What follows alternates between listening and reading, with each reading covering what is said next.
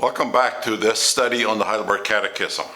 We are walking through briefly with the question and answers of the Heidelberg Catechism, which is confession of faith, which is a creedal statement for the Reformed Church, but it's also a very personal confession of faith. The last time we talked about how Christ has taught us the sum of the law in terms of love God and love your neighbor. That moves us on to question and answer number 5 in the Catechism, which now in response to the law of God is love God perfectly and love your neighbor. The natural question that comes up, well, is it possible for anybody to do that? Can we perfectly love God and love our neighbor? And of course the answer is clearly no, we cannot. But what is interesting about the answer, which actually says, no, for I'm prone by nature to hate God and my neighbor.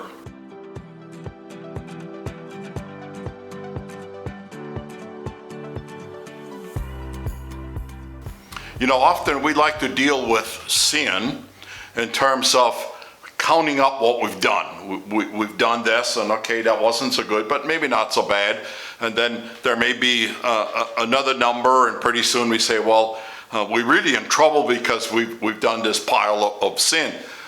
And the fact of the matter is, it's not really a question, well, can we maybe do better? Can we maybe get a little bit closer to loving God as we ought to?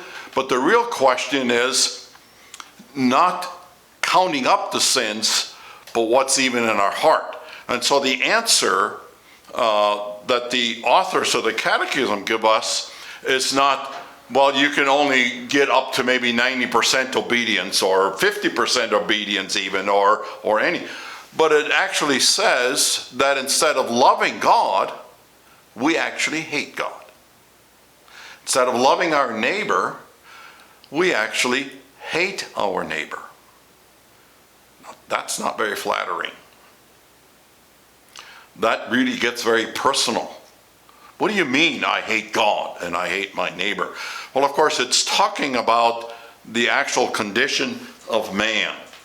And the reality is that that's the opposite, right? We are to love God. Now, in effect, what we do from nature, inherited from Adam and Eve, is to hate God. So it's not just all about the things that we do or don't do, because what the question is really dealing with is, where does sin come from? Why do you do something? Why does anybody do something, either in total violation of God's law, or maybe halfway close but still not perfect? We don't treat where does that come from? Well, ultimately, all of our actions do come from what's in our heart. And so what the authors of the Catechism have captured here, and notice there's a very interesting term that they use. It says that I am prone always to all evil.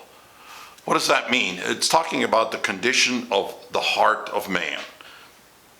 When God created Adam and gave him the probation, it wasn't just that Adam did a particular disobedient action. He did.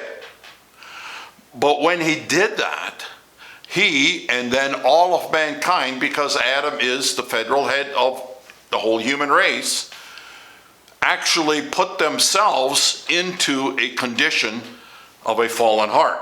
Theologically, we speak of that as original sin. That's the condition. And from that condition, it's now a matter of what one is capable or incapable. And so because of Adam and the fall into sin, the original sin, man is not capable of doing anything else but acting according to that hate that's in his heart for God and for his neighbor. That's a teaching that's often rejected by many. But here's the thing, if we don't really understand the depth of sin and the reality of that fall, we won't really have a very good appreciation of what salvation is. So keep in mind that the authors of the Catechism are leading us. Right now it leaves us in a very bad spot. But we want to see what salvation is. And as we go forward to talk about this gospel message in the catechism, we will begin to see what the answer is to this reality of our fallen nature of sin.